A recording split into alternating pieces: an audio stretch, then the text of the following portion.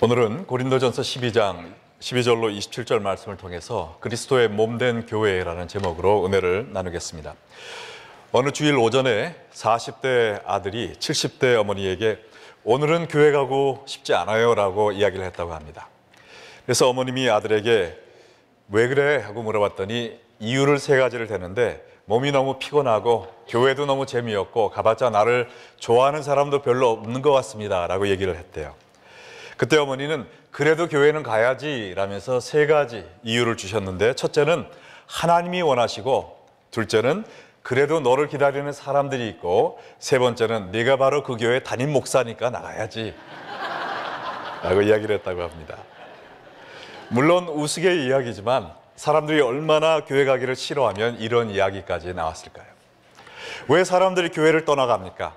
왜 이렇게 사실인지는 모르지만 목사님조차 나가기 원치 아니하는 교회들이 생겨납니까? 교회라는 곳이 원래부터 문제가 있는 곳이라서 그런 것이 아니라 교회가 교회다운 모습을 상실했기 때문이라고 믿습니다. 성령의 역사를 통해 시작된 교회 공동체는 어떤 곳이었습니까? 사도행전 2장 42절에 기록된 대로 말씀과 영적인 교제와 기도에 전념하는 곳이었습니다. 또한 45절과 46절에 나온 것처럼 자신의 소유를 팔아 서로의 필요를 채워줄 정도로 사랑이 넘치는 곳이었고, 얼마나 모이기를 사모했던지 날마다 성전에서 모이고 또 집에서 모여 기쁨으로 함께 식사하며 성찬을 나눴고, 정말 보고 있어도 또 보고 싶을 만큼 사랑이 충만한 기쁨의 공동체였습니다. 그래서 47절에 이른 바와 같이 교회 안에는 하나님을 찬양하는 소리가 끊이지 않고 교회 밖에는 교회에 대한 칭찬이 끊이지 않으며 예수님을 믿는 구원의 열매가 날마다 맺혀지는 그리스도의 몸의 역할을 감당했던 것입니다.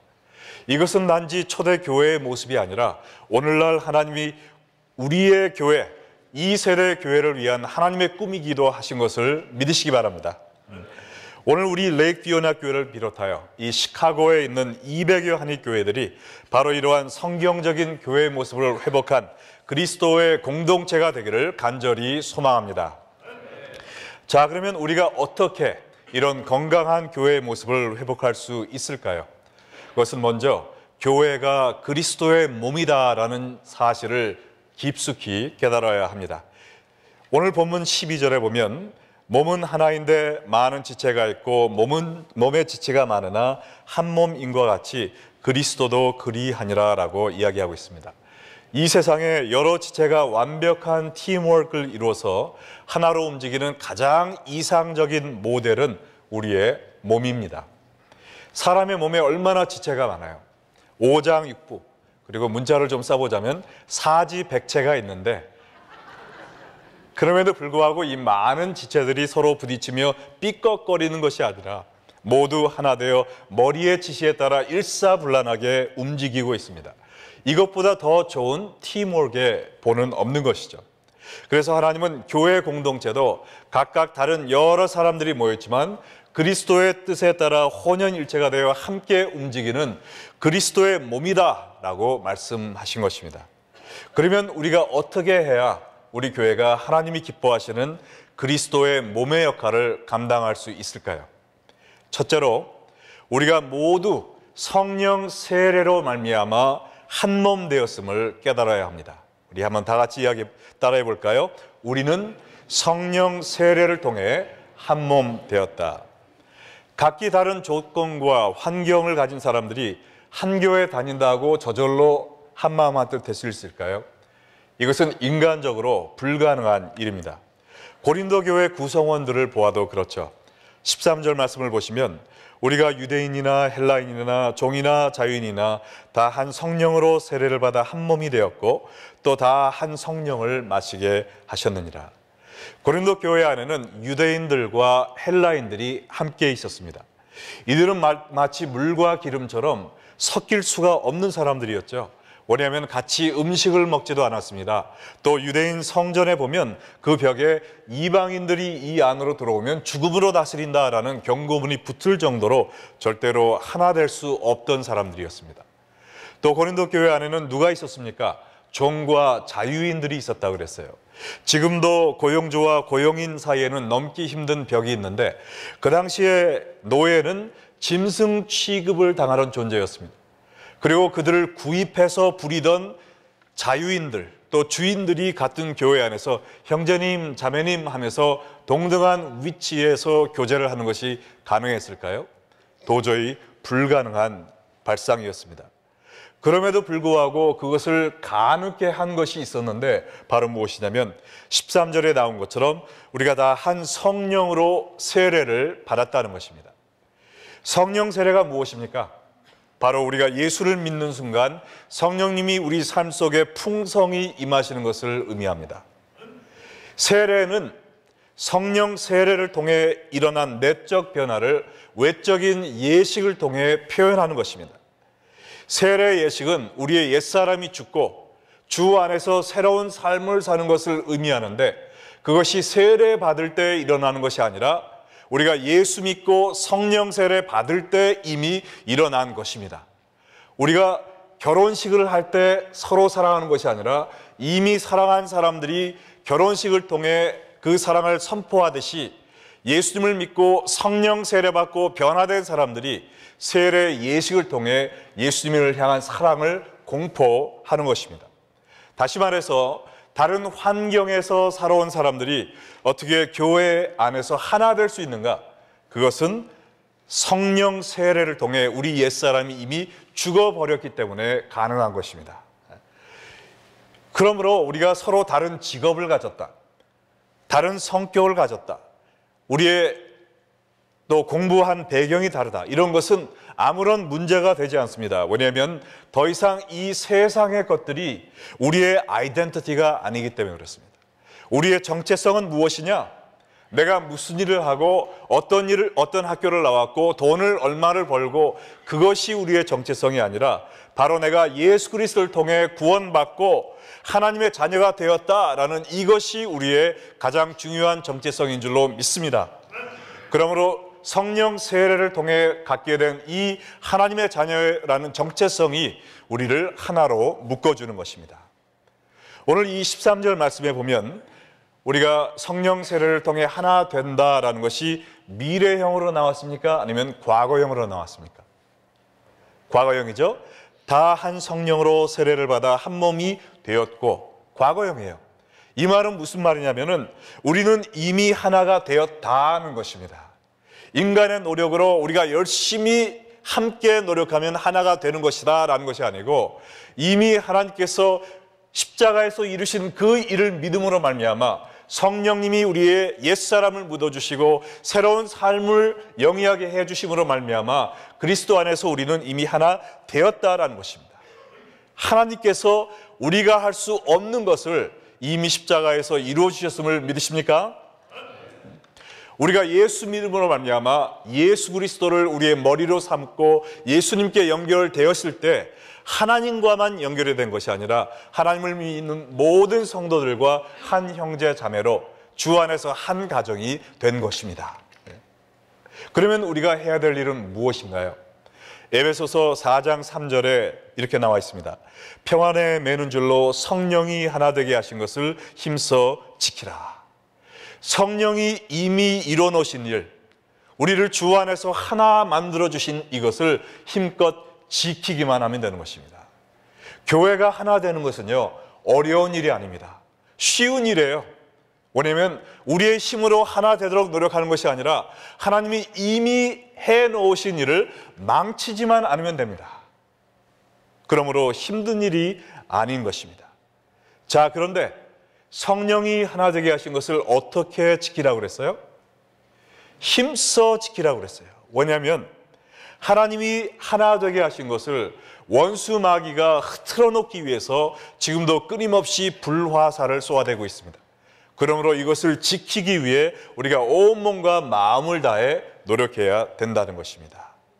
자, 그러면 우리가 어떻게 하나님이 하나 되게 만들어 주신 것을 지킬 수 있을까요? 오늘 본문에서 이야기하는 두 번째 진리를 우리 마음에 담아야 되는데요. 그것은 한 몸 안에 여러 지체들이 필요하다라는 것을 깨닫는 것입니다. 우리가 한 몸 되었다는 것은요, 우리가 다 한 지체가 되었다는 것을 의미하진 않습니다.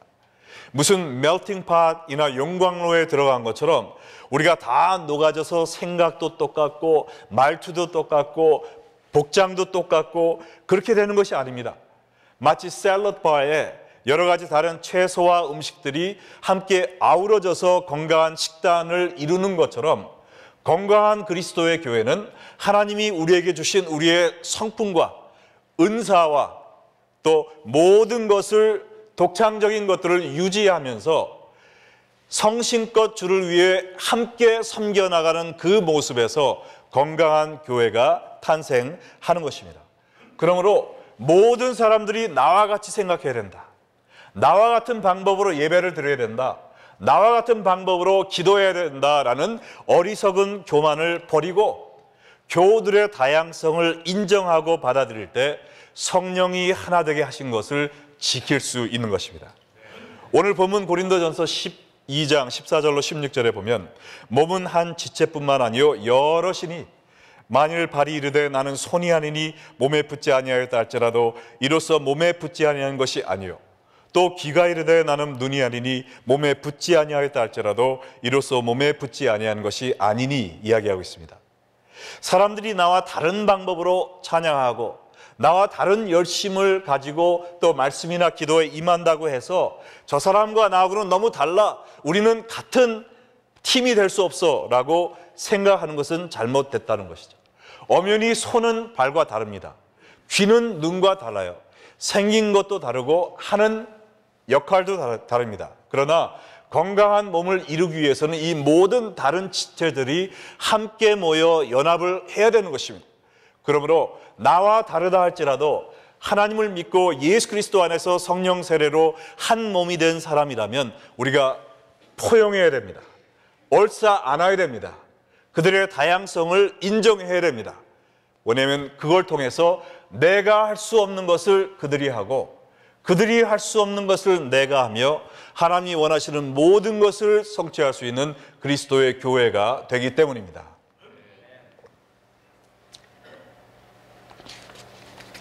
그러므로 모든 지체들이 다른 사람들이 하는 것을 참견하지 말고 하나님이 내게 주신 역할을 감당하며 충성되게 교회를 섬기고 하나님을 섬길 때 우리 교회가 건강한 그리스도의 몸이 되는 것이죠.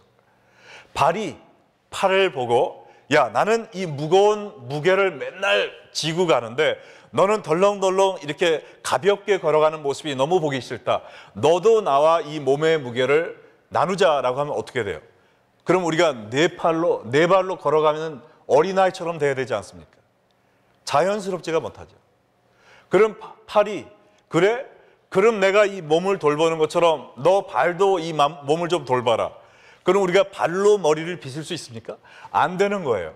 하나님이 주신 역할대로 감당하고 다른 사람은 그 사람이 받은 은사대로 일할 수 있도록 우리가 격려하는 것입니다. 내 방법대로 하세요 이렇게 삿대질하는 것이 아니라는 것이죠. 모두 다 내가 맡은 역할을 하나님이 주신 은사대로 하나의 비전을 가지고 함께 나아갈 때 그것이 바로 건강한 교회임을 믿으시기 바랍니다. 지난주에도 이야기한 것처럼요, 우리 교회에 성령의 은사를 받지 아니한 교인은 단 한 명도 없습니다. 고린도전서 12장 11절에 보면 이 모든 일은 같은 한 성령이 행하사 그의 뜻대로 각 사람에게 나누어 주시는 것이니라. 일부 사람, 어떤 사람들에게만 아니고 각 사람, each and every person이라고 그랬어요. 우리 모두는 성령님이 주신 은사가 있습니다. 나에게 주신 은사와 사명을 감당하는 사람들이 모여서 교회를 이룰 때 하나님이 원하시는 모든 일이 이루어지는 거예요. 우리가 버려야 될 생각이 하나 있는데 뭐냐면은 나 하나쯤이야 라는 것입니다.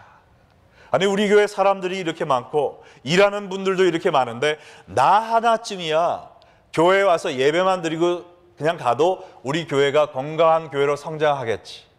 그것은 옳지 않은 생각이에요. 왜냐하면 여러분의 몸 안에서 한 지체가 나 하나쯤이야 일을 안 해도 몸이 움직이겠지. 물론 움직이겠죠. 그러나 최상의 컨디션을 발휘할 수는 없습니다. 여러분의 팔 하나가 내가 너무 피곤해, 한 1년 동안 안 움직일 거야 하면은 여러분의 몸이 얼마나 불편하시겠어요. 여러분의 발이 나 이제 너무 무거워 몸 유지 안 할 거야 하면은 얼마나 힘드시겠습니까? 그와 마찬가지로 여러분 한 명이 이 사역에 동참하지 않을 때 우리 교회는 하나님이 원하시는 그 최상의 컨디션으로 주님을 섬길 수가 없다는 것입니다. 그러므로 우리 모든 사람이 필요한 자다. 우리 교회에 필요하지 않은 자는 한 명도 없다라는 것을 깨닫고 주님이 주신 은사와 재능을 사용하여 하나님을 섬겨야 될 줄로 믿습니다. 하나님이 원하시는 교회의 청사진이요, 에베소서 4장 11절과 12절에 나와 있습니다. 제가 사실은 LA에서 하나님을 섬기다가 부목사로 섬기다가 이 구절을 보고 제 마음에 확 꽂혔을 때요, 이제는 이러한 교회를 섬기고 싶다라는 마음이 생겨서 LA를 떠난 거예요. 21년 전에 이 구절 하나 가지고 시카고에 온 것입니다. 우리 다 같이 한번 읽겠습니다. 그가 어떤 사람은 사도로, 어떤 사람은 선지자로, 어떤 사람은 복음 전하는 자로, 어떤 사람은 목사와 교사로 삼으셨으니 이는 성도를 온전케 하여 봉사회를 하게 하며 그리스도의 몸을 세우게 하심이라. 11절에 보면 하나님께서 주신 여러 가지 풀타임 사역자들이 나옵니다. 목사와 교사, 이들의 목적이 무엇이냐? 한 가지입니다. 성도를 온전하게 하며 성도의 영적 훈련을 담당하는 것이 목회자의 역할이라는 거예요. 그러면 성도들은 무엇을 하는가? 봉사의 일을 하며 미니스트리, 사역을 한다는 것입니다. 목회자가 사역을 하는 것이 아니에요. 목회자는 성도들의 영적 성장을 위한 훈련을 담당합니다. 말씀과 제자 훈련을 담당합니다. 기도를 담당합니다. 이를 통하여 성도들이 성장하면서 물론 다른 사람들을 또 영적으로 성장시키는 일도 같이 감당하지만 성도들이 사역을 하는 것입니다. 더 많은 성도들이 이 사역에 감당할 때 어떤 열매가 나타나는가? 그리스도의 몸이 세워진다는 것이죠. 그리스도의 몸은 교회 아닙니까? 예수 그리스도의 몸이 건강하게 세워진다는 거예요. 우리가 영적으로 날마다 성장할 때, 그리하여 모든 성도들이 사역을 감당할 때 우리 교회가 건강한 그리스도의 몸으로서 하나님의 뜻을 이룰 수 있게 된다는 것입니다. 그래서 저희가 6년 반 전에 우리 한어 목회를 시작하고 말씀 공부와 제자 훈련에 목숨을 건 것입니다. 그리고 금년에 중보기도를 통해서 우리가 영적으로 무장하는데 온 심혈을 기울이고 있는 것입니다. 그리고 더 많은 분들이 사역에 동참할 수 있도록 사역의 장을 열고 초청을 하고 있는 것입니다. 그 결과로 하나님께서 우리 교회가 조금씩 건강한 교회로 서 나가게 해주심을 믿고 찬양드립니다. 그래서 저희가 앞으로도 계속해서 말씀 공부와 제자 훈련에는 생명을 겁니다. 여러분 가운데서도 내가 주일 예배만 드리고 집에 가면 되지라는 생각을 버리시고 내가 더 영적으로 성장해야겠다라는 갈증을 가지시고 금요 미스바에도 나오시고 제자 훈련도 하시고 성경 통독, 새벽 이슬을 통한 큐티도 하시면서 날마다 영적으로 성장해 나가시기 바라고요. 또한 더 많은 분들이 사실 한 분도 빠짐없이 사역에 동참하는 교회가 되기를 원합니다. 그래서 저희가 내년에는 더 사역의 장을 넓히기로 우리가 결정을 했습니다. 그래서 금년에는 우리가 20개의 사역팀으로 움직였는데 그리고 각 사역팀마다 사역팀장이 있었습니다. 근데 내년에는 우리가 21개의 사역팀으로 시작하는데 각 사역팀의 팀장뿐만 아니라 부팀장을 임명하기로 했습니다. 그럼 20일 곱하기 2 하면 사역팀에서 봉사하는 팀장과 부팀장이 42명이 이제 활동하시게 되는 거예요. 그리고 금년에는 우리가 11개의 선교회로 구성이 되어 있었는데 내년에는 80 이상 된 분들을 남녀 함께 새로운 선교회를 우리가 신설을 해서 그분들도 교회를 위해서 기도하며 열심히 사역하시지만은 부엌 봉사에는 면제를 시켜드리는, 그래서 우리가 정말 존경하고 사랑하는 그러한 교회 어르신들로 대접하고 또 본이 되는 우리를 위해 기도하는 아버님, 어머님들을 위한 그 선교회를 신설합니다. 근데 각 선교회마다 우리가 회장, 부회장, 총무서기, 회계 5개의 그 임원 그 자리가 있었는데요. 내년에는 하나를 더 신설합니다. 친교부장. 그래서 선교의 안의 침묵과 그뿐 아니라 새로 오신 분들이 선교에 잘 정착할 수 있는 그런 역할을 하는 거예요. 그러면 12 곱하기 6이면 뭡니까? 72죠. 네, 그럼 아까 42 더하기 72면 뭐예요? 114명입니다. 그래서 사역팀과 선교회만 114명의 임원단들이 필요한 거예요. 자, 그 다음에 구역은 우리가 17개였는데 내년에는 20개 구역으로 시작합니다. 근데 구역 가운데는 그 커플들이 하는 분들이 많기 때문에 20개 곱하기 커플 하면은 40명이죠. 또 부구역장을 임명을 하기로 했습니다. 그러면 또 다른 40명, 또 다른 40명. 제가 기억이 안 나요. 네. 왜냐면 부부로 치면은 40, 40에서 80입니다. 80 더하기 112 하면 몇 명이에요? 192명입니다. 그래서 이 세 개의 사역을 인도하는 분들만 194명이 필요한 거예요. 그리고 각 사역팀마다 성가대만 해도 얼마나 많고, 우리 또 찬양팀만 해도 얼마나 많은 분들이 필요합니까? 자, 이 말은 종합해서 무슨 말이냐면요. 우리 내년도 목표는 우리 모든 성도들이 사역에 동참하는 레이피 언약교회가 되기를 주의 이름으로 축원합니다. 네. 아무도 그냥 와서 그냥 가는 교인이 없고 내가 할 수 있는 조그마한 것이라도 찾아서 우리 교회를 위해서 기도하고 옆에 있는 사람에게 따뜻한 미소로 인사하는 것도 사역이에요. 우리 모두가 사역에 동참함으로, 왜요? 그래야 그리스도의 몸이 건강하게 세워지는 것입니다. 내가 바빠요, 나는 시간이 없어요, 나는 너무 피곤해요 라고 빠지면 어떻게 됩니까? 다른 사람들이 여러분의 몫까지 감당을 해야 돼요. 그래서 어떤 사람들은 지금도 하나가 아니라 2군데, 3군데, 4군데 사역을 감당하면서 너무나 버거워하는 분들이 있습니다. 여러분, 한 분이 사역에 동참 안 함으로 말미암아 어떤 한 분이 번아웃 될 수가 있어요. 그분에게 무리가 됩니다. 그러므로 우리 모두가 나는 이제 나이 많아서 일선에서 물어날래, 그게 아니고 내가 할 수 있는 일을 찾아서 모두 다 사역에 동참할 때 우리 교회가 주님이 원하시는 건강한 교회가 될 줄로 믿습니다. 자, 마지막으로요, 우리가 성령님이 하나 되게 하신 것을 힘써 지키는 교회, 그리스도의 몸된 하나된 교회가 되기 위해서는 또 하나 무엇이 필요하냐? 여러 지체들을 소중히 돌보는 것이 필요합니다. 우리 몸의 모든 지체들은 서로 연결이 돼 있어서 서로가 서로를 의지하게 돼 있습니다. 고린도전서 12장 21절에 보면 눈이 손더러 내가 너를 쓸데없다 하거나 또한 머리가 발더러 내가 너를 쓸데없다 하지 못하리라. 눈이 아무리 좋아서 20/20 비전을 갖고 있다 할지라도요, 손이 없으면 어떻게 됩니까? 눈곱도 닦지 못해요. 내 머리가 아무리 좋아서 천재 같은 두뇌가 있다 하더라도, 아무리 멋있는 계획을 세운다 하더라도 발이 없으면 한 발자국도 움직이지 못합니다. 이와 같이 우리 교회 모든 지체들은 한 분 한 분이 다 소중한 분들이에요. 어느 누가 다른 사람보다 더 귀중한 것이 없습니다. 제가 앞에서 설교하고 있지만 또 리더십 팀도 있고 사역 장로, 사역 집사, 사역 권사도 있지만 이러한 눈에 보이는 위치에 있는 분들만 중요한 것이 아니에요. 모든 지체들이 다 똑같이 귀중한 존재입니다. 고린도전서 12장 22절로 23절 보면은요, 그뿐 아니라 더 약하게 보이는 몸의 지체가 도리어 요긴하고 우리가 몸에 덜 귀히 여기는 그것들을 더 귀한 것들로 입혀주며 우리의 아름답지 못한 지체는 더욱 아름다운 것을 얻느니라.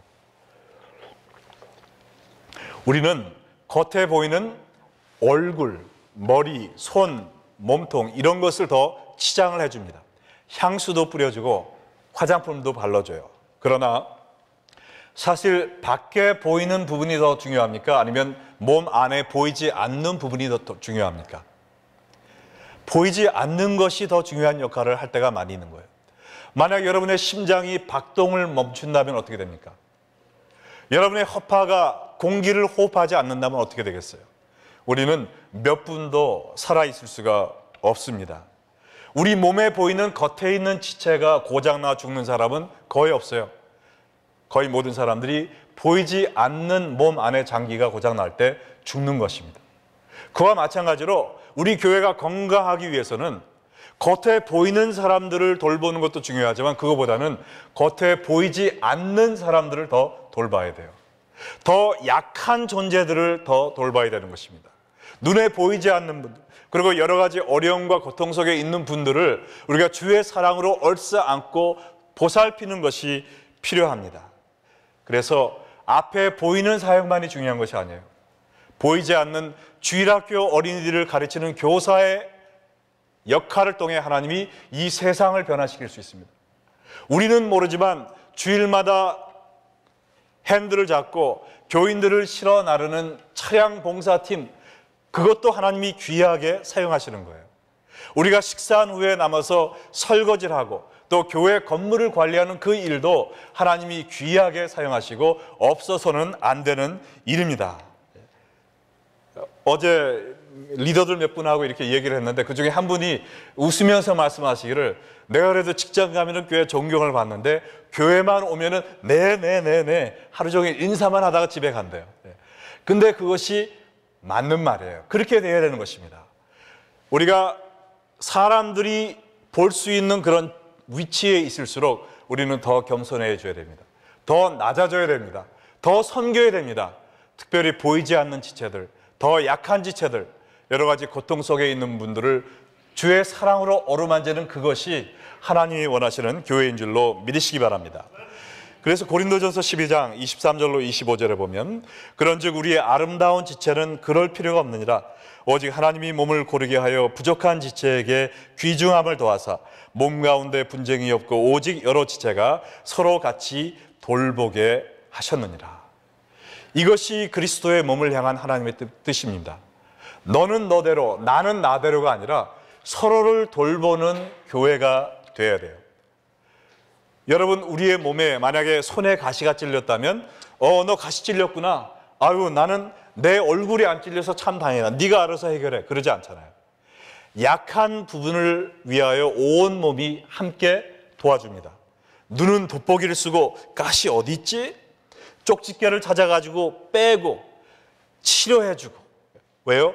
이 한 부분이 건강하지 않으면 온 몸이 제대로 펑션을 할 수가 없는 거예요. 그러므로 가장 약한 부분을 온 몸이 도와서 보살펴 줄 때 그 몸이 건강한 몸으로 회복되는 것입니다. 그래서 고린도전서 12장 26절에도 나온 것처럼 만일 한 지체가 고통을 받으면 모든 지체가 함께 고통을 받고, 한 지체가 영광을 얻으면 모든 지체가 함께 즐거워하느니라. 고통과 기쁨을 함께 나누는 그것이 바로 예수님이 원하시는 교회의 모습입니다. 이스라엘 탈무드에 이러한 얘기가 있습니다. 기형적으로 태어난 쌍둥이가 있는데 쌍둥이가 등이 붙었어요. 그러나 머리도 떨어졌고 팔도 떨어졌고 발도 떨어져 있습니다. 그러면 이 쌍둥이가 두 사람입니까? 한 사람입니까? 물론 의학적으로 과학적으로 또 다르게 이야기할 수 있겠지만 여기서 이야기하는 교훈은 이겁니다. 한 아이를 꼬집어 봐서 다른 아이도 아파하면 한 명이라는 거예요. 그러나 한 아이를 꼬집을 때, 그래서 울고 있을 때 다른 아이는 웃고 있으면 두 명이라는 것이죠. 여기서 이야기하는 교훈이 뭡니까? 그리스도 안에서 한 몸 되었다면 남의 아픔이 나의 아픔이 되어야 된다는 거예요. 저 사람 집안에 이렇게 힘든 일이 생겼네, 하나님 우리 집안에는 그런 일이 없어서 감사합니다, 이런 기도가 나올 때가 아니라는 것이죠. 가서 같이 눈물 흘리고 그들을 위해서 기도하며 함께 그 일을 해결해 나가야 된다는 것이죠. 우리 중 누가 병이 들었으면은 같이 아파하며 그의 치유를 위해 내가 병든 것처럼 같이 기도하고 또 치료해 나가야 된다는 거예요. 누가 경제적인 어려움이 있으면은 하나님이 도와주시겠지 뭐 하고 기도만 하고 끝나는 것이 아니라 없는 자산을 털어서 조금이라도 도움을 줄 수 있는 그러한 몸이 바로 그리스도의 몸이라는 것입니다. 정말 우리 교회가 그러한 몸으로 변해가고 있음을 믿고 하나님께 찬양드립니다. 네, 얼마 전 한 권사님이 병원에 입원하셨을 때도 제가 급하게 집안일로 캘리포니아 가기 때문에 그 서부에 가서 방문을 못했는데 그냥 중보기도 팀에 계속 뜨는 거예요. 오늘 신방하고 기도했습니다. 신방하고 기도했습니다. 네, 그런 걸 보면서 야, 내가 못 가도 우리 교우들이 서로 위해주는 이 모습 하나님이 얼마나 기뻐하실까 생각했습니다. 저도 그렇게 되더라고요. 얼마 전에 우리 교우들 가운데 그 자녀의 진학 문제를 기도를 부탁받았는데 잘 안 돼서 너무나 가슴이 안타까웠어요. 근데 어느 날 들으니까 원하던 학교에 들어가게 됐어요. 그걸 듣고 제가 얼마나 기뻤는지 눈물이 핑 돌더라고요.